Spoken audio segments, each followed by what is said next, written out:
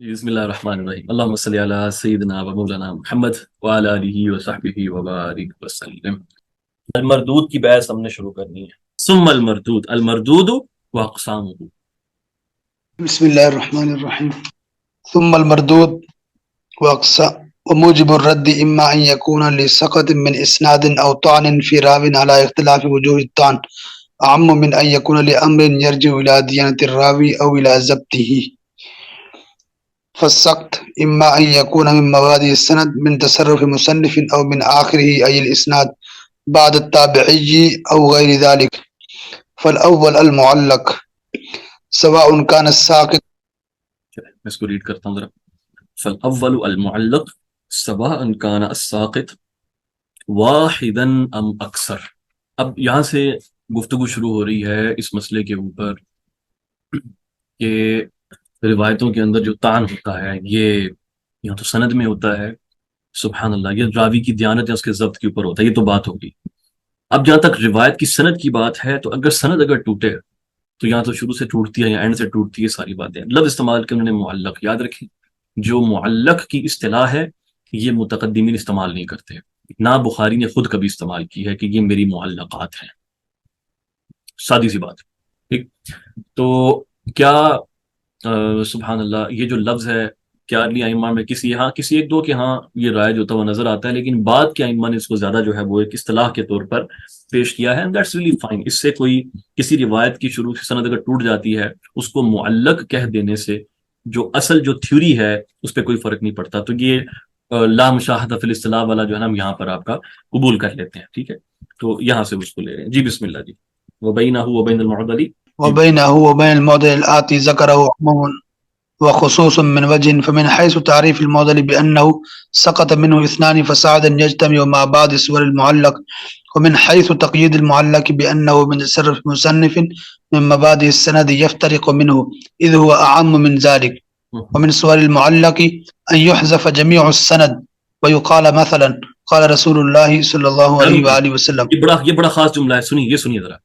اب یہاں پر کچھ جہلا کے ساتھ میری گفتگو ہو رہی تھی، میں چاند کو جہلا کہہ رہا ہوں، وہ اس مسئلے پہ لڑ رہے تھے میرے ساتھ کہ بے سند حدیث کو بیان کرنا جائز ہے، بے سند حدیث جس کی سند ہی کوئی نہیں ہے، اور وہ یہ کہہ رہے تھے کہ اس کا تعلق معلق کے ساتھ ہے، جس روایت کی کوئی سند نہ ہو اور کوئی شخص یہ کہہ دے قال رسول اللہ صلی اللہ علیہ وسلم تو وہ روایت معلق ہوتی ہے۔ معلق چونکہ ضعیف کا حصہ ہے، ضعیف فضائل میں قبول ہوتی ہے، اور آگے آپ کو ان کی پوری کہانی پتہ ہے۔ سبحان اللہ، مطلب میرا اس کو یہ کہنے کا دل چاہ رہا تھا میں تجھے پیسے دیتا ہوں، ایک صندوق لے کے نا اپنے آپ کو بند کر کے نا خود ہی باہر حال رکھنا، ٹھوک کے اپنے آپ کو کسی قبر میں ڈال لے، ٹھیک ہے۔ How dumb can you be, like you really literally surprise me. میں سمجھتا تھا کہ ڈم کوئی بندہ یہاں تک ہو سکتا ہے، but you are way beyond that. تم نے میرا کرائٹیریا ہائی کر دیا ڈم ہونے کا، اس سے میں کیا کہوں اور اوکے بھائی، یہ چیز یاد رکھو کہ اگر صحابہ تابعین اور تبع تابعین کا اگر زمانہ ہے نا، وہاں پر اگر کوئی کہتا ہے نا قال رسول اللہ صلی اللہ علیہ وآلہ وسلم، تو وہ بلاغات میں سے اس کو چیز آپ مان سکتے کہ مالک کہہ گئے۔ اس کے بعد کا جتنا بھی زمانہ ہے، کوئی شخص اگر کہے نا قال رسول اللہ صلی اللہ علیہ وسلم، تو اب یہ مسئلہ یہ نہیں ہے کہ یہ روایت معلق ہو گئی ہے، ہرگز نہیں، بلکہ یہ بے سند روایت ہے، بے سند، ٹھیک ہے، جس کو کسی حال میں آپ قبول نہیں کر سکتے، کسی حال میں قبول نہیں کر سکتے۔ یہ نقطہ واضح۔ اس کے اوپر حافظ جلال الدین سیوطی رحمۃ اللہ علیہ نے بھی اشارہ کیا ہے اپنے تدریب الراوی میں، انہوں نے فرمایا ہے کہ یہ جو ہے نا معاملہ کہ اگر کوئی سند کہیں سے مس ہو جائے، یہ سارے معاملے یہ صرف تب تک چلتے ہیں جب تک کہ ابھی تک حدیثوں کو کتابوں میں لکھا جا رہا تھا، جب ساری کتابیں مدون ہو گئیں اور اس کے بعد جا کر کوئی حدیث اپیئر ہوتی ہے جس کی کوئی سند نہیں ہے، تو یہ اس کے موضوع ہونے کے لیے کافی ہے۔ You get my point؟ یہ اس کے موضوع ہونے کے لیے کافی ہے، اوکے۔ تو اس لیے اس کو بڑا آپ نے سمجھنا ہے کہ جس کے شروع جمیع سند اگر بول دیں کہ سند ہی حذف ہو جائے، بھائی سند حذف ہونے کا مطلب یہ ہوتا ہے کہ اس کی کوئی سند ہے جو حذف ہوئی ہے۔ جیسے مالک جب کہہ رہے ہیں مجھ تک یہ بات پہنچی ہے، ہمیں پتہ ہے اس کی کوئی سند ہے، مالک نے کہیں سے تو سنی ہے، جس سے بھی سنی ہے اس نے کہیں سے تو سنی ہے، یہ تو کنفرم ہے. لیکن جو آدمی کوئی اگر 600 سال بعد جا کر یہ بات کہہ رہا ہے کہ آقا کریم صلی اللہ علیہ وسلم نے فرمایا، ہمیں کنفرم ہے بھائی اس کی کوئی سند نہیں ہے پیچھے سے، یہ بے سند قسم کی بات ہے. انڈرسٹینڈ؟ اگر یہ توڑ دیں، یعنی اگر آپ یہ کرائٹیریا بنا دیں تو پھر سند تو مذاق بن گئی نا ایک. ٹھیک ہے، اس لیے be very very clear about it. اس طرح کی آپ کو کچھ لوگوں کا سامنا زندگی میں کرنا پڑ سکتا ہے، تو ان کو جو ان کو سمجھا بھی دیں، پھر ان کے جو ہے نا مغفرت کی دعا بھی کر دیں. جی بسم اللہ. ومنها أن يحذف إلا الصحابي أو إلا التابعي والصحابي معا، ومنها أن يحذف من حدثه ويضيفه إلى من هو فوقه، فإن كان من فوقه شيخا لذلك المصنف فقد اختلف فيه هل يسمى تعليقا أو لا، والصحيح في هذا التفصيل، فإن عرف بالنص أو الاستقراء أن فاعل ذلك مدلس قضي به وإلا فتعليق.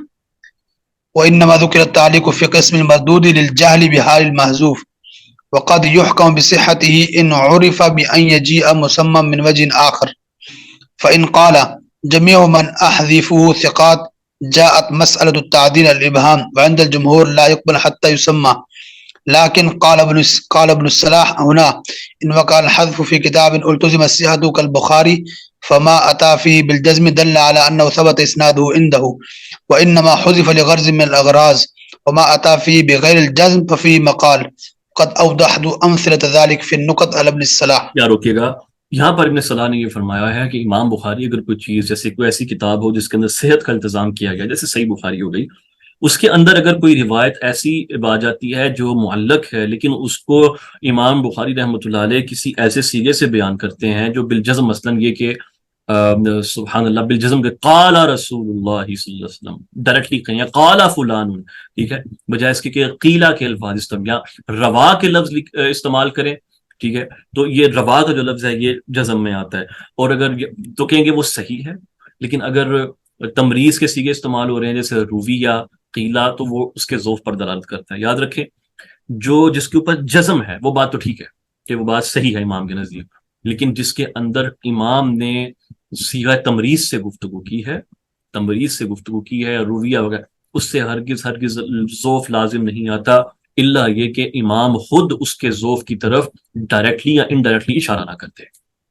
ٹھیک ہے، یہ بالاستقراء محققین نے یہ چیز ثابت کی ہے کہ بخاری شریف کے اندر جو معلقات ہیں یا دوسری کتابوں میں اگر کوئی صیغہ تمریز سے اگر آ جاتی ہیں، جب تک اس کتاب کا مصنف خود نہ کہے کہ جو بھی چیز میں یہاں پر تمریز کے سیغے سے لے کر آؤں گا اس پہ ذوف ہوگا، تب تک آپ اس کے اوپر یہ بات نہیں تھوپ سکتے. کیا کچھ مصنفین نے کہا؟ ہاں کہا ہے. امام منذری نے ترغیب و ترہیب کے اندر یہ بولا ہے کہ جس روایت کو میں صیغہ تمریز سے ذکر کروں گا اس میں ذوف ہوگا. لیکن جنہوں نے ذکر نہیں کیا تو وہاں پر آپ کو یہ چیز اپلائی کرنے کی ضرورت نہیں ہے، ہر وقت ضرورت نہیں ہے. ایک دوسرا ایک اہم مسئلہ، اچھا ایک اچھا سوال آیا ہے کہ اس سے یہ واضح ہو رہا ہے کہ جیسے حافظ ابن حجر نے نکت پہلے لکھی تھی جو ابن صلاح کی جو ان کے، اچھا اس کا جواب یہ ہے کہ حافظ ابن حجر کی 2 نکت تھیں، 2 تھیں، ایک ہم تک نہیں پہنچ سکی، ایک ہم تک پہنچ گئی، اور جو ان کی دوسری نکت تھی جو ہم تک نہیں پہنچی وہ سخاوی کے پاس بھی نہیں تھی، وہ حافظ جلال الدین سیوطی کے پاس تھی، جس سے وہ اپنی کتب کے اندر حافظ ابن حجر کی عبارات کو نقل کرتے تھے. سبحان اللہ بحمدہ، سبحان اللہ عظیم. تو دوسرا، اچھا اس سے ملتا جلتا ایک مسئلہ میں یہ بیان کر دوں. ہمارے ہاں یہ بہت غلط فہمی کے رائج ہے کہ جب قیلا کا لفظ کسی رائے کے ساتھ استعمال کیا جاتا ہے تو اس سے مراد اس رائے کا ذوف ہوتا ہے، اس رائے کا ذوف ہوتا ہے. یاد رکھیں یہ بات درست نہیں ہے.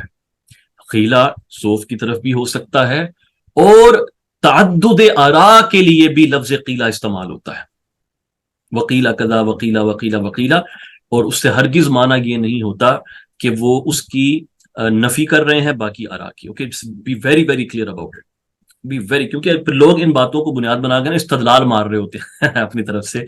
امام تعدد مراد لے رہا ہوتا ہے تو ذوف لے کے بیٹھے ہوتے ہوتا. اوکے، جس سے آپ کو سوال کو سمجھنے کی ضرورت ہوتی ہے. ٹھیک، چلیں بسم اللہ جاری رکھیں. المرسل والثاني هو ما سقط من آخره من بعد التابعي هو المرسل، وصورته أن يقول التابعي. یہاں پر رکیے گا ذرا، یہاں پر رکیے گا، اس کی میں تعریف کرنا چاہوں گا. اب جو مرسل ہے، مرسل جیسے ہم پتہ ہے کہ لفظ ارسال ائمہ جو ہے وہ کسی بھی قسم کے انقطاع کے لیے استعمال کرتے تھے، ترمذی کے کلام میں موجود ہے، وہ روایت کو منکر یا مرسل بول رہے ہوتے ہیں، حالانکہ وہ اس اعتبار سے مرسل نہیں بنتی. تو پھر تابعی کے ساتھ اس کو کیوں خاص کیا گیا؟ اس کی نا ہمیں دو وجوہات نظر آتی ہیں. ایک تو یہ ہے کہ جو اکثر جو روایات ہیں نا جن میں سے انقطاع آتا ہے، ایک تو یہ ہے کہ وہ اس مقام پر آتی ہیں جہاں پر تابعی ہوتا ہے، اس لیے اس کو اس کے ساتھ خاص کر دیا گیا کیونکہ اکثر ایسی ہیں. دوسرا یہ ہے کہ ڈسکنیکٹڈ جو حدیثیں ہوتی ہیں نا ان میں سب سے اصح وہ ہیں جن کے اندر تابعی کا انقطاع ہوتا ہے. اصح کا مطلب یہ نہیں کہ صحیح، اصح، ٹھیک ہے نا، کمپیریٹیولی جو سب سے زیادہ پاورفل ہوتی ہیں وہ ہیں. شاید اس لیے اس کو اس تابعی والے کانسیپٹ کے ساتھ اس کو خاص کیا گیا ہے. لیکن متقدمین کے ہاں اس کی کوئی قید نہیں ہے سچ ملتی کہ اس کے ساتھ خاص کرتے ہیں نہیں کرتے، but fine, you get the point. جی بسم اللہ جی. وصورته أن يقول التابعي سواء كان كبيرا أم صغيرا قال رسول الله صلى الله عليه وسلم كذا أو فعل كذا أو فعل بحضرته كذا ونحو ذلك.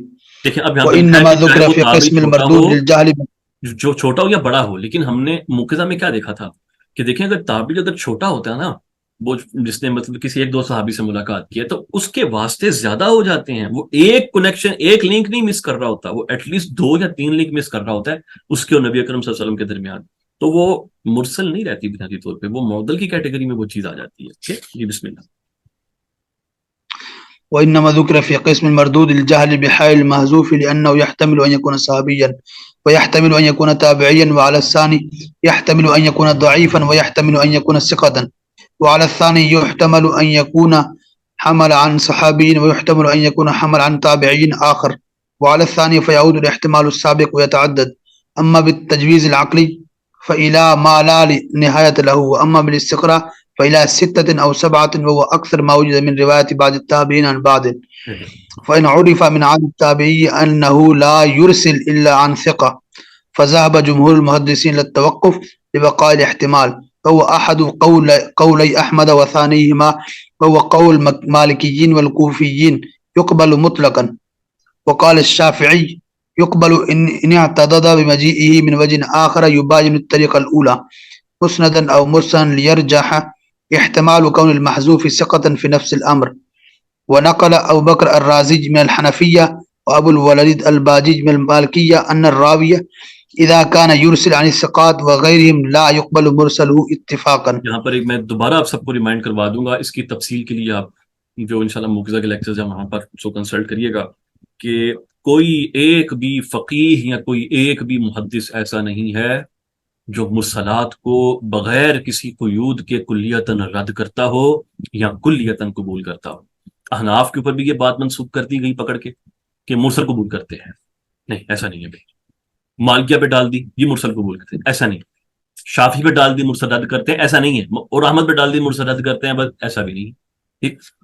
احناف کے ہاں، احناف کے کلام میں، محمد کے کلام میں کتنے ایسے مقامات ہیں وہ روایتوں کو رد کرتے ہیں یہ کہہ کر کے اس کے اندر یہ ارسال ہوا ہے، ہم قبول نہیں کر سکتے. تو یاد رکھیں جو بات حافظ ابن رجب حنبلی نے کی ہے نا اپنی شرح الترمذی کے اندر، وہی بات زبردست ہے، وہی بات ٹھیک ہے کہ جو بھی فقیہ جب کسی بھی مرسل حدیث کو قبول کرتا ہے تو وہ اس کے شواہد کی بنا پر کرتا ہے، اس کے پاس کچھ شواہد ہوتے ہیں اس کی بنا پر اس کو قبول کرتا ہے.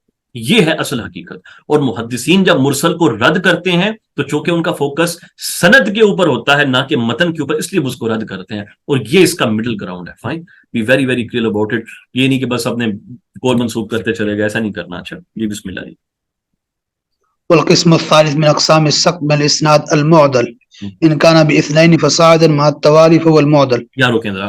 معدل کا جو لفظ ہے یہ ایکچوئل میں یعنی معدل اس بات کو کہتے ہیں، وہ مشکلات جس کو کھولنا مشکل ہوتا ہے نا، ٹھیک ہے، معدلات اس کو کہا جاتا ہے. معدل بنیادی طور پہ جو شدید الضعف والی جو روایت ہوتی ہے نا اس کے لیے معدل کا لفظ استعمال ہوا ہے محدثین کے ہاں، چاہے وہ ضعف اس کے متن کی وجہ سے ہے جو اس کا ذکر نہیں کیا جہاں پر، یا پھر وہ سند کی وجہ سے ہے.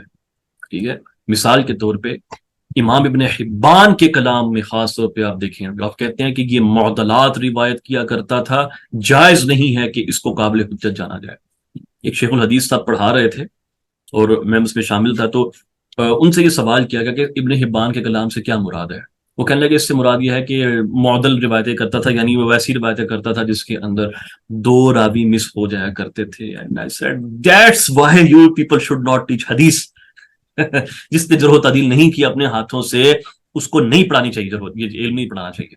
ابن حبان راوی یعنی معدلات بمعنی موضوع اور منکر متن کے بھی استعمال کرتے تھے. معدلات روایت کرتا ہے یعنی منکر موضوع متن روایت کرتا ہے. بات سمجھ آ گئی؟ ٹھیک ہے. اس لیے جو معدل کا جو لفظ ہے اس کے اندر جو معنی پایا جاتا ہے وہ شدید ضعف کا ہے. وہ سند کی وجہ سے بھی ہو سکتا ہے اور متن کی وجہ سے بھی ہو سکتا ہے. بسم اللہ جی.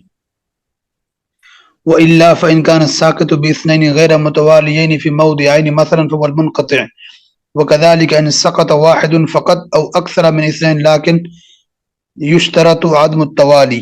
ثم إن السقط من الإسناد قد يكون واضحا يحصل الاشتراك في معرفته، ككون الراوي مثلا لم يعاصر من روى عنه، أو يكون خفيا فلا يدركه إلا الأئمة الحزاق المطلعون على طرق الحديث وإلى الأسانيد. فالأول وهو الواضح يدرك بعدم التلاقي بين الراوي وشيخه بكونه لم يدرك عصره أو أدركه لكن لم يجتمعا وليست له منه إجازة ولا وجادة. ومن ثم احتيج إلى التاريخ لتضمنه تحرير موالد الرواة ووفياتهم وأوقات طلبهم وارتحالهم. وقد افتضح أقوام ادعوا الرواية عن شيوخ ظهر بالتاريخ كذب دعواهم.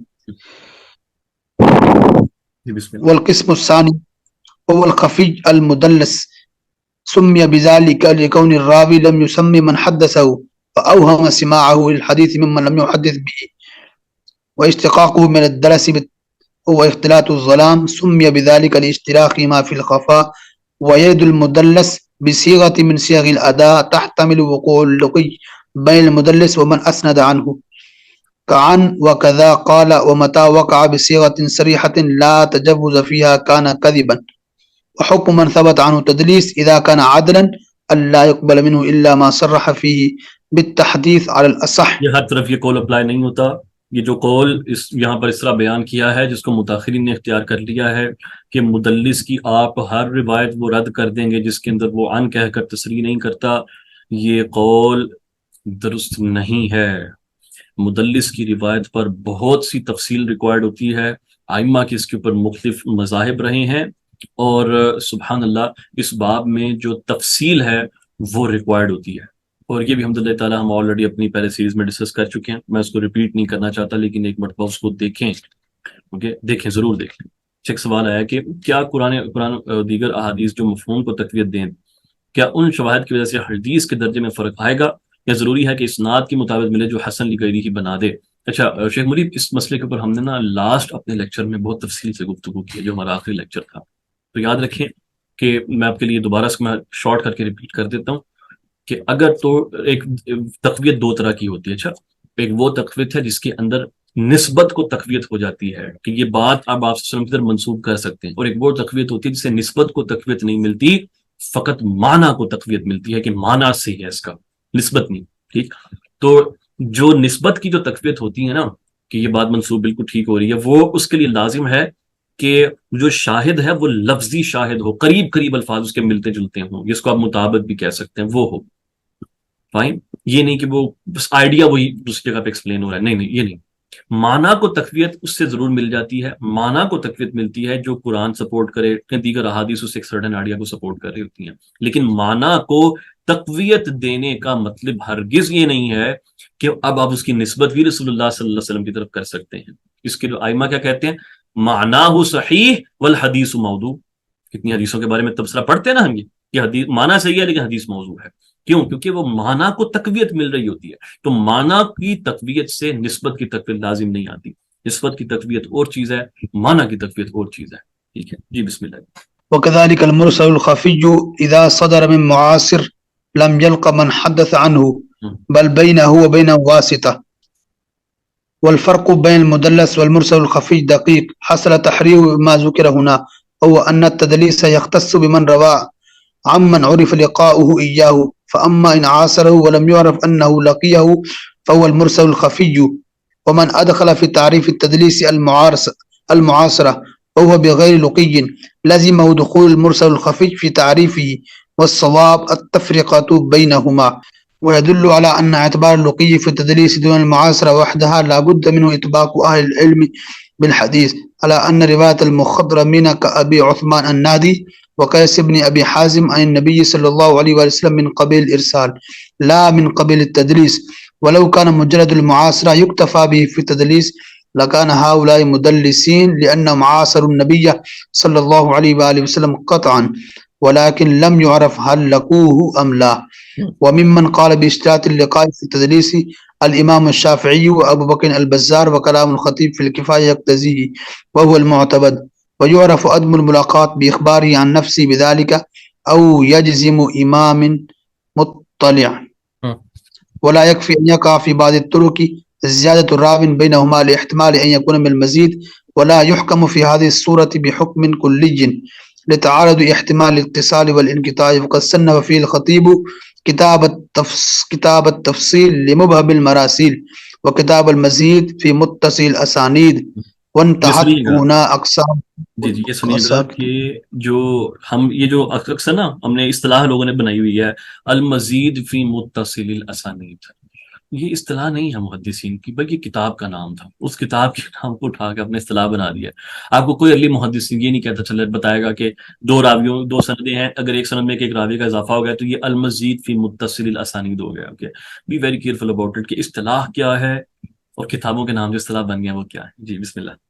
ثم الطعن يكون بعشرة أشياء بعض وأشد في القدح من بعض، 5 منها تتعلق بالعدالة و5 تتعلق بالضبط، ولم يحصل اعتناء بتمييز أحد القسمين من الآخر لمصلحة اقتضت ذلك، وترتيبها الأشد فالأشد في موجب الرد على سبيل التدلي، لأن الطعن إما أن يكون لكذب الراوي في الحديث النبوي بأن يروي عنه صلى الله عليه وآله وسلم ما لم يقله متعمدا لذلك، أو تهمته بذلك بأن لا يروى ذلك الحديث إلا من جهته ويكون مخالفا للقواعد المعلومة، وكذا من عرف بالكذب في كلامه وإن لم يظهر منه وقوع ذلك في الحديث النبوي، وهذا دون الأول، أو فحش غلطه أي كثرته، أو غفلته عن الاتقان، أو فسقه أي بالفعل أو بالقول مما لم يبلغ الكفر، وبينه وبين الأول عموم، وإنما أفرد الأول لكون القدح به أشد في هذا الفن، وأما الفسق بالمعتقد فسيأتي بيانه،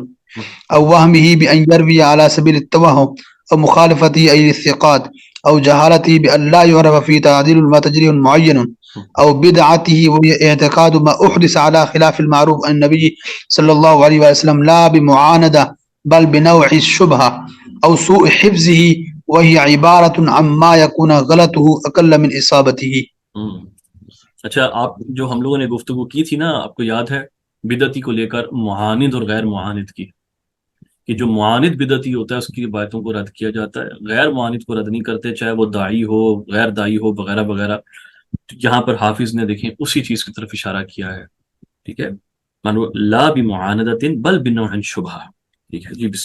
اب اس کے اندر یہ جو انہوں نے 10 چیزیں بتائی ہیں، اس کے اندر 5 کا تعلق عدالت کے ساتھ ہے، 5 کا تعلق ضبط کے ساتھ ہے، اور باری باری اب اس کے اوپر گفتگو جو ہے نا وہ شروع ہوگی۔ ورس سے بیٹر کی طرف انہوں نے اس کی ارینجمنٹ کی ہے حافظ نے۔ جی بسم اللہ جی۔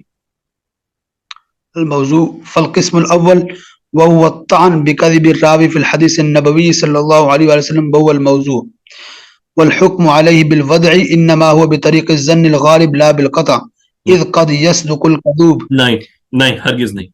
سب سے پہلی بات یہ کہ جب روایت کا متن منکر ہوتا ہے تو قطعی طور پر حکم لگاتے ہیں روایت جھوٹ ہے، اس میں یہ کذوب والے کی کوئی کہانی نہیں ہے اس کے اندر کہ جو جھوٹا ہوتا ہے وہ کبھی سچ بھی بول دیتا ہے، ہرگز نہیں۔ کچھ ایسی روایتیں ہوتی ہیں جس کا متن منکر نہیں ہوتا، متن شریعت کے مطابق ہوتا ہے، کلام بھی اس کے اندر بھی کچھ لگتا ہے کہ آپ کا کلام ایسا ہو سکتا ہے، لیکن راوی کذاب ہوتا ہے تو وہاں پر آپ ضنی طور پر اس کے اوپر حکم لگاتے ہیں اپنے آپ کو پروٹیکٹ کرنے کے لیے۔ لیکن جب روایتی منکر آ گئی نا، قطعی ہے، بالکل قطعی، جھوٹ بول رہا ہے، ٹھیک ہے، ایک یہ چیز۔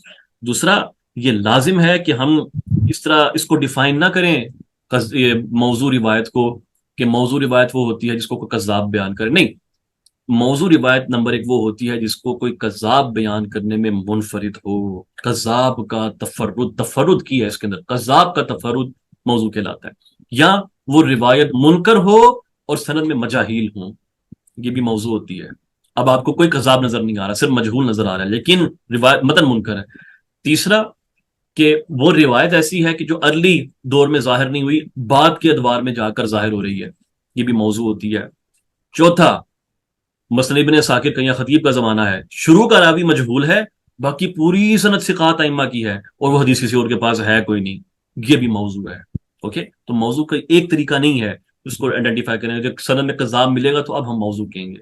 بھئی منکر سے منکر جو ہے نا وہ قبیح قسم کی مرویات ہوتی ہیں, اور وہ دوسرے اینگل سے موضوع ہو رہی ہوتی ہیں حفاظ کے ہاں, اور ہمارے جو بادشاہ لوگ ہیں وہ کہتے ہیں نہیں چونکہ اس کے اندر کوئی کذاب نہیں ہے, مجہول ہے, مجہول ضعیف ہوتا ہے, ضعیف روایت فضائل اعمال میں قبول ہوتی ہے. چلیں بس. لكن لأهل العلم بالحديث ملكة قوية يميزون بها ذلك، وإنما يقوم بذلك منهم من يكون اطلاعه تاما وذهنه ثاقبا وفهمه قويا ومعرفته بالقرائن الدالة على ذلك متمكنة. ہاں ایگری. آگے وقد يعرف الوضع بإقرار واضعه. قال ابن دقيق العيد لكن لا يقطع بذلك لاحتمال ان يكون كذب في ذلك الاقرار. اب ابن دقیق العید نے یہاں پر نا تھوڑی سی میری والی حرکت کی ہے, تھوڑا سا ڈاؤٹ ڈال دیا. اچھی خاصی تھیوری چل رہی تھی, ٹھیک ہے. ابن دقیق العید کہتے ہیں یار میں سوچ رہا ہوں جھوٹا سچ بھی تو کوئی بول سکتا ہے نا. And he started a conversation from it. ٹھیک ہے, صحابی بھی کہہ رہے ہیں او بھیا کی گل کر گئے ہیں, ابن حجر بھی کہا بھائی کی کہہ رہے ہیں, تو ایسا نہیں بولتے. ٹھیک ہے, دیٹس فائن. چلے ٹھیک ہے, جاری رکھیں. وفهم منه بعضهم ألا يعمل بذلك الإقرار أصلا وليس ذلك مراده، وإنما نفى القطع بذلك ولا يلزم من نفي القطع نفي الحكم، لأن الحكم يقع بالظن الغالب وهو هنا كذلك. ولولا ذلك لما ساغ قتل المقر بالقتل ولا رجم المعترف بالزنا لاحتمال أن يكونا كاذبين فيما اعترفا به. ومن القرائن التي يدرك بها الوضع ما يؤخذ من حال الراوي كما وقع للمأمون بن أحمد أنه ذكر بحضرته الخلاف في كون الحسن سمع من أبي هريرة أو لا، فساق في الحال إسنادا إلى النبي صلى الله عليه وآله وسلم أنه قال سمع الحسن من أبي هريرة. وكما وقع لغياث بن إبراهيم حيث دخل على المهدي فوجده يلعب بالحمام فساق في حال إسنادا إلى النبي صلى الله عليه وآله وسلم أنه قال لا سبق إلا في نفل أو خف أو حافر أو جناح فساد في الحديث أو جناح. فعرف المهدي أنه كذب لأجله فأمر بذبح الحمام. ومنها ما يؤخذ من حال المروي كأن يكون مناقضا لنص القرآن أو السنة المتواترة أو الإجماع القطعي أو صريح العقل حيث لا يقبل شيء من ذلك التأويل. یہاں روکیے گا ذرا. اب اس باب میں, موضوعات کے باب میں یقین جانیے سب سے شاندار کتاب یہی ہے جو امام ابن الجوزی نے لکھی ہے. اگرچہ اس کے اندر بہت سے تعقبات ہیں جو سیوطی نے کیے ہیں, بعض میں وہ ٹھیک بھی ہیں, بعض میں وہ ٹھیک نہیں بھی ہیں, لیکن اس سے جامع کتاب کوئی نہیں ہے. یہ جو نسخہ میں آپ کے سامنے پریزنٹ کر رہا ہوں یہ 4 جلدوں میں پبلشڈ ہے, اور یہ کتاب الموضوعات کا ابھی تک کے جتنے نسخے پبلش ہوئے ہیں اس کا بیسٹ نسخہ ہے. یہ شیخ نور الدین بن شکری بن علی ان کی تحقیق ہے. اور اس کتاب کا جو مقدمہ ہے, ایک تو محقق نے بھی مقدمہ لکھا ہے اس کا, بڑا شاندار لکھا ہے موضوع حدیثوں کے بارے میں اور سب چیزوں کو لے کے نا. اور اس کے علاوہ خود جو حافظ ابن الجوزی نے اس کا جو مقدمہ قائم کیا ہے اس کے اندر بہت سے فوائد ماشاءاللہ انہوں نے ذکر کیے ہیں ابن الجوزی نے. پھر اس کتاب کے آخر کے جو, ٹھیک ہے نا, سب اس کتاب کے آخر میں جو چیزیں آئی ہیں جو ابن الجوزی نے لکھی ہیں, سبحان اللہ, اس کتاب کے آخر میں وہ بھی دیکھنے والی ہیں. اوکے, اس کے اندر فار ایگزامپل پہلے تو یہ کہ ابواب کے اوپر انہوں نے اس کو ارینج کر دیا. اوکے, اس کو پوری کتاب کو انہوں نے ابواب پہ ارینج کر دیا. اور اس کے علاوہ پھر یہ بھی ہے اس کا, اچھا انہوں نے کہا ہاں اس کتاب پہ تنقید ہوئی ہے, بے شک تنقید ہوئی ہے, لیکن یو نیڈ ٹو انڈرسٹینڈ کہ تنقید اس کے جس طرح سے ہوئی ہے, تنقید صحیح بھی ہوتی ہے غلط بھی ہوتی ہے, محدثین تنقید کرتے آئے ہیں. فائن, بہت سی روایتیں ابن الجوزی رحمۃ اللہ علیہ اس لیے اس کو موضوع لکھتے ہیں کہ اس کے متن میں گڑبڑ ہوتی ہے. لیکن محدث کوئی دوسرا ان کے پر کیا اعتراض کرتا ہے, وہ متن دیکھتا ہی نہیں ہے, وہ کہتا ہے سند میں قضا بھی نہیں ہے تو میں کیوں موضوع مانوں. اور ہمیں پتہ ہے کہ یہ مسئلہ ابن الجوزی کے ساتھ نہیں ہوا, دوسرے کے منہج میں مسئلہ ہوا ہے, کیونکہ موضوع روایت صرف وہ نہیں ہوتی جس کی سند میں کذاب ملے. ٹھیک ہے, یہی آرگومنٹ ہے نا کہ وہ کتنے ضعفاء کی روایتوں کو موضوعات میں لکھ دیتے ہیں پکڑ کے، حالانکہ اس کے اندر تو کوئی کذاب ہی نہیں ہوتے، یہ آرگومنٹ دیتے ہیں۔ اور اس کا جواب یہ ہے یہ لازم نہیں ہے کہ کوئی کذاب نظر آئے گا تو روایت موضوع بنے گی، یہ بالکل بھی لازم نہیں ہے، ٹھیک۔ اس لیے تو دیکھیں حافظ ابن حجر خود اس مقام کے اوپر جب وہ گفتگو کر رہے ہیں وہ کہتے ہیں کہ اس سے پتہ چلتا ہے کہ روایت قرآن کے خلاف چلی جاتی ہے، سنت متواترہ کے، اجماع قطعی کے، یا پھر صریح عقل کے، تو جو ایسی کہ وہ طویل قبول نہیں کرتی تو اس سے تو پھر مسئلہ ہوتا ہی ہے، ٹھیک ہے۔ لیکن جو اوور آل یاد رکھیں اس کتاب کا جو متن ہے وہ اچھا ہے، شاندار ہے اس بات میں، اور اس کتاب کو اگر آپ ملا کر پڑھیں گے نا امام سیوطی رحمۃ اللہ علیہ کی اللہ علی المصنوعہ کے ساتھ، اللہ علی کے ساتھ، اوکے، تو وہ بہت ہی آپ کو زیادہ فائدہ ہوگا۔ اللہ علی میں حافظ سیوطی نے بہت سی روایتوں کو جو ہے نا وہ ڈیفینڈ کیا ہے کہ وہ موضوع نہیں بنتی، اور میں آپ کو پھر شاید میں پہلے بھی ذکر کیا ہوگا، میں دوبارہ بولتا ہوں، حافظ سیوطی کی اللہ علی المصنوعہ کا مطالعہ کریں، وہ میرے اپنے لیے، اپنی ذات کے لیے بھی میرے لیے بہت زیادہ فتوحات کا باعث تھی، بہت زیادہ۔ ایک دوسری حافظ احمد غماری کی جو کتب ہیں obviously وہ تو ہیں ہی، جیسے فتح الملک العلی وغیرہ ہوگی، لیکن جو کتاب یہ ہے نا، کیونکہ اس کے اندر ڈسکشن یہ چل رہی ہے جو کہ سب سے زیادہ کریٹیکل ڈسکشن ہے کہ کوئی روایت موضوع ہے یا موضوع نہیں ہے۔ جن کو کوئی موضوع کہہ رہا ہے سیوطی اس کا دفاع کر کے اس کا انکار کر رہے ہیں، وہ دفاع کو سمجھیں، اس جو ہے نا وہ لائن آف تھنکنگ کو سمجھیں۔ You don't have to agree on everything, آپ کو اصولوں کا پتہ ہے کون سی بات ٹھیک ہے کون سی ٹھیک نہیں ہے، لیکن ائمہ کی اپروچ کیا تھی، ٹھیک ہے۔ مثلا حافظ سیوطی کے نزدیک موضوع روایت وہ ہوتی ہے، موضوع روایت وہ جس کے اندر کسی کذاب کا تفرد ہو، سنیں، کذاب کا تفرد ہو، کذاب کی مطابقت ہو گئی ہے تو اس روایت کو موضوع ڈکلیئر نہیں کرتے۔ اس لیے آپ کو کتنی ایسی روایات ملتی ہیں جو اللہ علیہ وسلم میں لکھتے ہیں، پہلے وہ لکھیں گے ابن جوزی نے کہا یہ، لیکن یہ فلاں کذاب اس کو بیان کرنے میں منفرد نہیں ہے، بلکہ فلاں نے بھی اس کی فلاں سے روایت کرنے میں مطابقت کی ہے، تو اب اس کے اوپر سے وہ جو تہمت ہوتی ہے وہ ہٹ جاتی ہے، کیونکہ یہ مسئلہ کذاب کے تفرد کا ہوتا ہے۔ اس چیز کو ذہن میں رکھنا ہے، اس چیز کو ذہن میں رکھنا ہے۔ لوگ کہتے ہیں امام سیوطی جو ہیں وہ منکر یا متروک راوی یا پھر ضعیف راوی کی تقویت لا کر موضوع حدیث کا ڈیفینڈ کر رہے ہوتے ہیں، don't do that, Suyuti is very clear about it, Suyuti صرف تفرد کی نفی کر رہا ہے، اور سیوطی کے نزدیک جب تک تفرد نہیں ہوگا روایت جو ہے موضوع نہیں ہوگی، اس کی اصطلاح ہے، اوکے۔ اس لیے وہ تفرد کی نفی کے لیے ضروری نہیں ہوتا کہ آپ کو ثقہ ہی چاہیے تب تفرد دور ہوگا، ٹھیک ہے۔ تفرد کا مطلب ہے سنگل نریٹر، کوئی بھی آ گیا، اگر کوئی ایک اور سند بھی وہاں پر آ گئی ہے تو تفرد وہاں سے دور ہو جاتا ہے، فائن۔ روایت کیا اس کے باوجود متن کے باعث موضوع رہ سکتی نہیں رہ سکتی الگ کہانی ہے، لیکن وہ جو سند کا ایک جو کرائٹیریا ہوتا ہے موضوع کہنے کا روایت کو، کہ روایت میں کذاب منفرد ہوتا ہے، وہ کرائٹیریا ختم ہو جاتا ہے بہت حد تک اس مقام سے، فائن۔ اللہ علیہ مصنوعہ بدقسمتی سے ابھی تک کوئی اچھا جو ہے نا اچھا سوال ہے کہ وہ سرقہ بھی تو ہو سکتا ہے، تو سرقہ ثابت کرنا ہوتا ہے میرے دوست، بائی ڈیفالٹ سرقہ نہیں ہوتا، کیا خیال ہے؟ آپ ثابت کر دیں کہ سرقہ حدیث ہوا، بات ختم، آپ کو پروف کرنا ہوتا ہے اس چیز کو کہ یہاں پر سرقہ حدیث ہوا ہے۔ اگر آپ یہ پروف نہیں کر پا رہے، آپ کے پاس کی دلیل نہیں ہے کوئی بھی کہ واقعی یہاں پر ہوا ہے، تو دیٹس اٹ، پھر وہ تفرد نہیں رہا۔ اگر سرقہ ثابت کر دیتے ہیں تو پھر تفرد ہے، ٹھیک ہے، معاملہ سمجھ آ گیا، اوکے۔ تو جسٹ بیکاز کوئی چیز ہو سکتی ہے، اٹس ناٹ دا پروف۔ ہم دیکھیں گے بائی ڈیفالٹ کیا ہے، اور پھر ہم اس کے مطابق جو ہے نا وہ اصولوں کو اپلائی جو ہے وہ کریں گے، ٹھیک ہے۔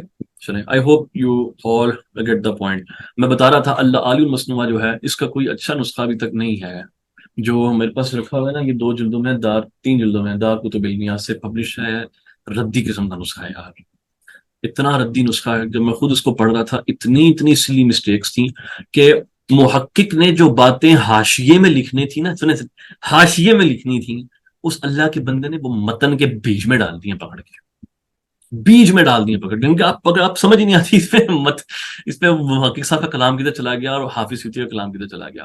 کتنے ایسے مقامات ہیں بھائی، اس کو کلیئر کرنے کے لیے جو ہے اس کتاب کے نسخے نکالے ہیں ہم نے، یعنی جو مینوسکرپٹس ہیں، مینوسکرپٹس جو مخطوطہ ہے وہاں سے پھر نکال کے ہم نے اس کو دیکھا، اس کو پڑھا، اس کو کمپیئر کیا ہے، تو اٹس ریئلی بیڈ سچویشن جو موضوعات کے باب میں ہے۔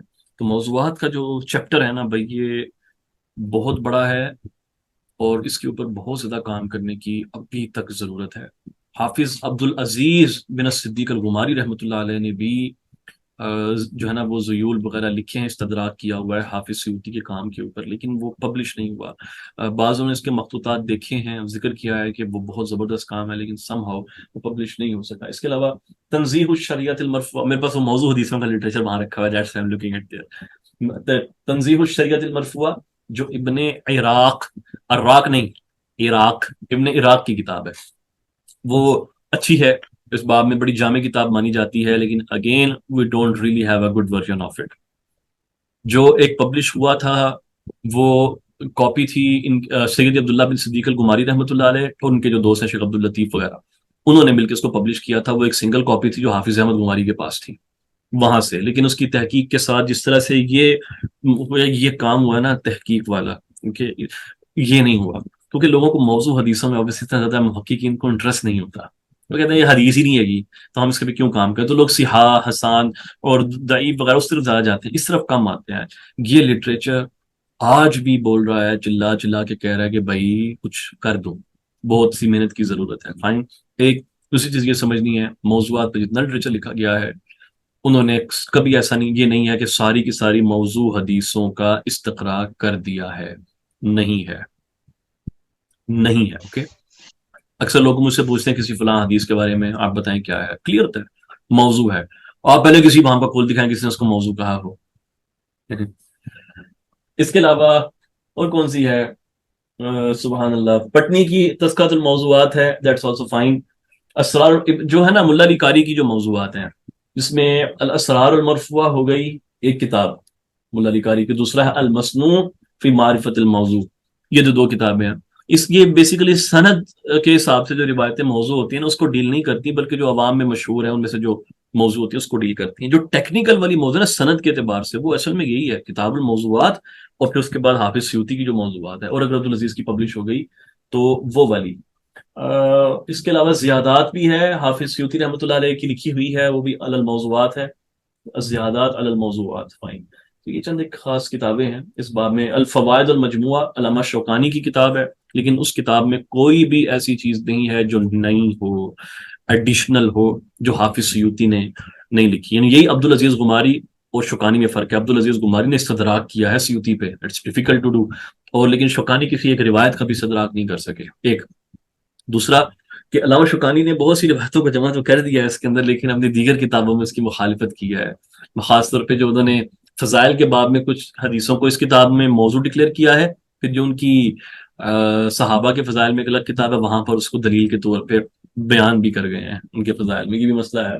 پھر اس طرح جو ہے نا الحوتی کی کتاب ہے اسناء المطالب، دیٹس آلسو فائن، لیکن جو ٹاپ ناچ قسم کی جو کتابیں ہیں نا بھائی وہ یہی ہیں، الموضوعات اور اللال المصنوعات، یہاں پر پورا علم یہیں سے نکلتا ہے موضوعات کا، اور یہی وہ بیس ہے جہاں سے آپ کو آگے لے کے چلنا چاہیے۔ تو بہت کچھ ہے جو آپ کر سکتے ہیں اس لٹریچر کے اندر۔ جی بسم اللہ جی۔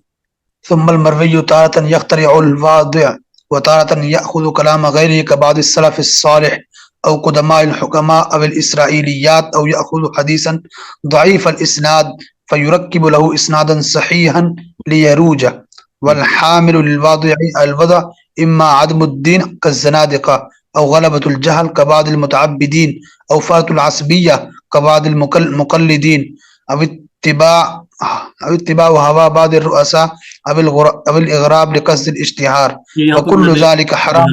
وہ بتایا کہ کیا کیا لوگوں کے جو ہے نا وہ موٹیوز ہو سکتے ہیں روایتوں کو گھڑنے کے، اور بالکل ٹھیک ہے، تاریخ میں آپ کو یہی ساری باتیں نظر آتی ہیں۔ حافظ کا جو پچھلا جو جملہ تھا نا، جو پچھلا ہے وہ یہ ہے کہ جو گھڑنے والا ہوتا ہے وہ کیا کرتا ہے کہ وہ ضعیف سند کو پکڑتا ہے، اس کے اوپر ایک صحیح سند لگا دیتا ہے پکڑ کے، رائٹ۔ یہ وہی چیز اس کی طرف میں نے اشارہ کیا کہ شروع میں کوئی ذوف ہوتا ہے، اوپر سے ساری سند جو ہے نا وہ سورج کی طرح چمک رہی ہوتی ہے، کہ یہ جھوٹ ہے، یہ نہیں ہو سکتا۔ یہ بسم اللہ۔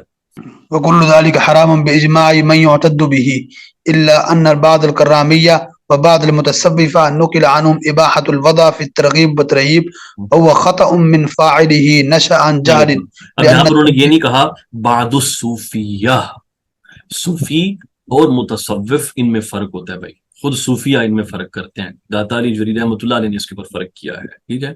صوفی وہ ہوتا ہے جو واقعتاً علم کی بیس پر کھڑا ہوتا ہے، اوکے، یہ اور اکثر محدثین یہ حفاظ صوفی تھے۔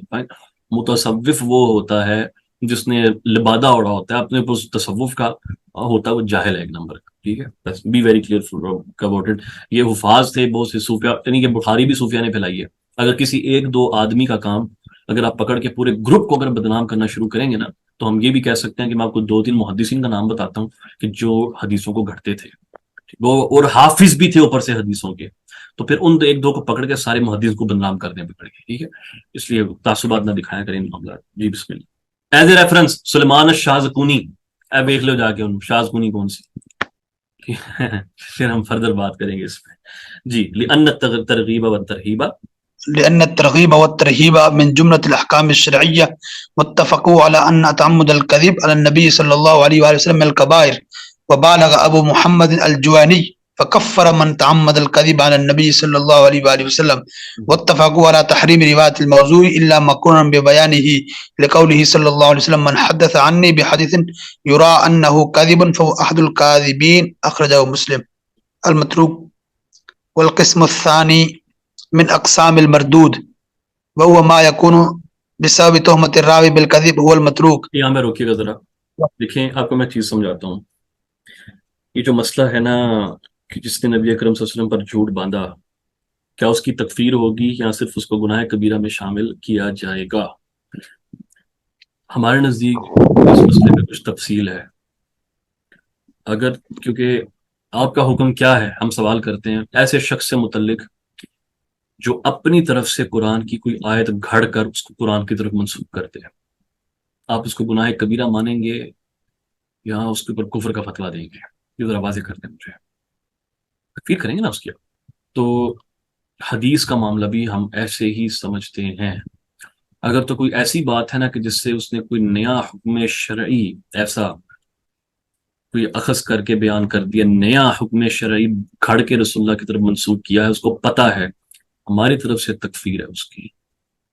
نیا حکم شرعی گھڑ کے کسی نے منسوخ کیا ہے، جان بوجھ کر ارادتاً حرکت کی ہے یہ والی سند بنا کر اور آنکھوں میں دھول چھونکنے کے لیے. اور لیکن اگر غلطی سے ہو گیا، فائن غلطی کی گنجائش ہوتی ہے، تکفیر نہیں کریں گے، اس کو سمجھا دیں گے. اور دوسرا کہ اگر ایسا کوئی ایسی روایت پیش کر دی یا گھڑ دی جس کے اوپر پہلے صحیح روایت موجود تھی، اس نے کوئی اور ایکسٹرا بیچ میں چیز ڈال دی بیچ میں، تو پھر ہم تکفیر نہیں کریں گے، اس کو گناہ کبیرہ میں شامل کر سکتے ہیں. لیکن اسٹل آئی ول ناٹ، میں اس پہ راضی نہیں ہوں گا. یہ مسئلہ بڑا سیریس ہے. اوکے، تو کیا ائمہ نے اس کی روایتیں تو ویسے بھی نہیں لکھی جنہوں نے حدیثوں کو گڑھا ہے، بٹ ان کا حکم کیا ہے، be very clear about it, کہ ہمارے نزدیک تکفیر ہے اس کی، ان سمپل ورڈز. جی بسم اللہ. والقسم الثاني من اقسام المردود وهو ما يكون بسبب تهمة الراوي بالكذب هو المتروك. والثالث المنكر على رأي من لا يشترط في المنكر. یہاں پر انہوں نے نا دوسرے کو اس مقام پر ایکسپلین نہیں کیا، لیکن پیچھے جب وہ 10 ٹائپس بتا رہے تھے تو متہم کے بارے میں انہوں نے تھوڑا سا لکھا. وہ کیا ہے کہ بھی اللہ یروى ذلك الحدیث الا من جہته ويكون مخالفا للقواعد المعلومہ، کہ متہم راوی تب ہوتا ہے کہ جب ہمیں کنفرم نہیں ہے بھی کہ یہ کذاب ہے، لیکن کوئی ایسی روایت اس نے بیان کی ہے جو ہمیں پتہ ہے کہ وہ اسی سے آتی ہے، اسی سے آتی ہے، اور وہ اس کے سوا کوئی اور آدمی اس کو روایت نہیں کر رہا. یعنی وہ ایک ایسی روایت ہے جو دین کی کوئی نئی اصل پرووائڈ کرتی ہے، دین میں کسی مسئلے کی نئی اصل پرووائڈ کرتی ہے، ٹھیک ہے. تو اس کی وجہ سے وہ راوی متہم ہو جاتا ہے، متہم ہو جاتا ہے. ہم کہتے ہیں یہ نہیں ہو سکتا کہ اس طرح کا مسئلہ تیرے پاس ہو. آگے انہوں نے شروع میں یہ بھی لکھا تھا ابن حجر نے، 2-3 پیجز پہلے، کہ جو عام زبان میں جو آدمی جھوٹ بولتا ہو اس کی حدیث کو بھی متہم کہا جاتا ہے. یہ نہیں ملتا ہم نے تو، میں نے ابھی تک نہیں دیکھا، ہوگا یا ہو سکتا ہے میں نے پڑھا ہو آنکھوں سے جو ہے نا وہ اگنور ہو گیا ہو، لیکن جنرلی یہ نہیں ہوتا. فائن کہ ایک آدمی عام زبان میں جھوٹ بولتا تھا، اس لیے اب اس نے کوئی حدیث بیان کر دی تو اس کی حدیث کو ہم متہم یا یہ ڈکلیئر کر دیں گے کہ اس کی روایت جو ہوتی ہے یہ متروک ہوتی ہے. I haven't seen it. I'm yet to see. چلیں بسم اللہ. والثالث المنكر على رأي من لا يشترط في المنكر قيد المخالفة. وكذا الرابع والخامس فمن فحش غلطه أو كثرت غفلته أو ظهر فسقه فحديثه منكر. اب یہاں روکیے گا، اس میں کچھ نئی باتیں کر گئے ہیں. ایک تو منکر کے بارے میں وہ کیا کہ گئے ہیں کہ جو منکر کے اوپر قید کی مخالفت نہیں لگاتے، منکر کے اوپر قید کی مخالفت نہیں لگاتے، تو وہ بھی یہ جو تیسری قسم ہے جو انہوں نے پیچھے بیان کی ہے وہ کون سی، کہ جس میں راوی فحش قسم کی غلطی کرتا ہے تو اس کو بھی وہ منکر کہتے ہیں، یس وہ کہتے ہیں منکر، ٹھیک ہے۔ تو یہ ایک اچھی بات ہے، اس مقام پر کافی کھل کے کر گئے ہیں۔ کہتے ہیں اسی طرح سے رابع اور خامس، رابع اور خامس سے ان کی کیا مراد ہے، جو پیچھے یعنی غفلت کر رہا ہو اور اگر کوئی آدمی فسق کر رہا ہو، فاسق کی روایت منکر ہوتی ہے۔ یہ ابن حجر نے بات کی ہے، ہم نہیں، اس سے پہلے ہم نہیں جانتے کہ قول اس طرح سے ایگزسٹ کرتا ہو، یعنی عملاً یہ چیز نہیں ہے کہ کوئی فاسق تھا، اس نے کوئی روایت بیان کر دی تو فاسق کی روایت کو منکر ڈکلیئر کر دیا گیا، نہیں۔ منکر جو روایت ہوتی ہے وہ سبحان اللہ، اگر وہ تفرد والا مسئلہ اس میں جو وہ ہے سو ہے، لیکن یہ مسٹیک کی طرف دلالت کرتی ہے، جو یہاں تو جو موسٹ لائکلی انسان کے حافظے کی طرف وجہ سے آتی ہے، اس کے فسق کی وجہ سے نہیں آتی۔ تو یہ ایک یونیک اوپینین ہے فسق سے متعلق کہ جو حافظ ابن حجر نے اس مقام کے اوپر بیان کی ہے۔ ثم الوهم وهو القسم السادس وإنما أفصح به لطول الفصل إن اطلع عليه أي الوهم بالقرائن الدالة على وهم راويه من وصل مرسل أو منقطع أو إدخال حديث في حديث أو نحو ذلك من الأشياء القادحة، وتحصل معرفة ذلك بكثرة التتبع وجمع الطرق، فهذا هو المعلل، وهو من أغمض أنواع علوم الحديث وأدقها، ولا يقوم به إلا من رزقه الله تعالى فهما ثاقبا وحفظا واسعا ومعرفة تامة بمراتب الرواة وملكة قوية بالأسانيد والمتون، ولهذا لم يتكلم فيه إلا القليل من أهل هذا الشأن كعلي بن المديني وأحمد بن حنبل والبخاري ويعقوب بن أبي شيبة وأبي حاتم وأبي زرع والدارقطني، وقد تقصر عبارة المعلل عن إقامة الحجة على دعواه كالسلفي في نقد الدينار والدرهم۔ اچھا یہاں اچھا ہے ماشاء اللہ، ایک اچھا جو ہے نا وہ کلام انہوں نے کیا ہے اور یہ واضح کر دیا ہے کہ جو بھائی اصل جو حفاظ ہیں وہ تو بہت ہی کم لوگ ہیں، یہ تو واضح کر دیا انہوں نے، فائن۔ لیکن یہ جو بات ہے نا کہ ہر وقت وہ دلیل نہیں قائم کر سکتے کسی روایت کے معلل ہونے کی، یہ بات ٹھیک نہیں ہے۔ لائک یہ شاید اس وقت درست تھی، شیخ احمد معبد عبدالکریم حافظہ اللہ تعالیٰ نے بڑی زبردست اس مسئلے کے اوپر جو ہے نا ایک بات کی ہے کہ یہ بات اس وقت درست تھی جب تعلیل کے جو اقسام تھیں یا معلل کی جو اقسام تھیں ابھی وہ را فارم میں تھیں، اس کو تہذیب نہیں دی گئی تھی باقاعدہ کہ کون کون سی فارم ایگزسٹ کرتی ہیں، تب آپ کہہ سکتے تھے کہ فائن دس از پاسبل۔ لیکن جب اب ہر فارم کو کلیئرلی کیٹیگرائز کر دیا گیا ہے تو we don't really have any حدیث جس کی ہمیں علت نہ پتا ہو کہ مسئلہ کیا ہوا ہے اس کے اندر، ون وے اور دی ادر وی نو کہ اس کے اندر کیا پرابلم ہوئی ہے، ٹھیک ہے جی بسم اللہ۔ نہیں تو یہ پتہ ہے کہ پرابلمٹک مسئلہ ہو جاتا ہے، آپ کو ایسا تکلیف کر لے جاتا ہے کہ you just blindly you have to follow, نہیں don't, there is no such thing as blind following in this. جی بسم اللہ۔ ثم المخالفة وهي القسم السابع المدرج، إن كانت واقعة بسبب تغيير السياق أي سياق الإسناد فالواقع في ذلك التغيير هو مدرج، ومدرج الإسناد وهو أقسام: الأول أن يروي جماعة حديث بأسانيد مختلفة فيرويه عنهم راو فيجمع الكل على إسناد واحد من تلك الأسانيد ولا يبين الاختلاف. الثاني أن يكون المتن عند راو إلا طرفا منه فإنه عنده بإسناد آخر فيرويه راو عنه تاما بالإسناد الأول. ومنه أن يسمع الحديث من شيخه إلا طرفا منه فيسمعه عن شيخه بواسطة فيرويه راو عنه تماما بحذف الواسطة.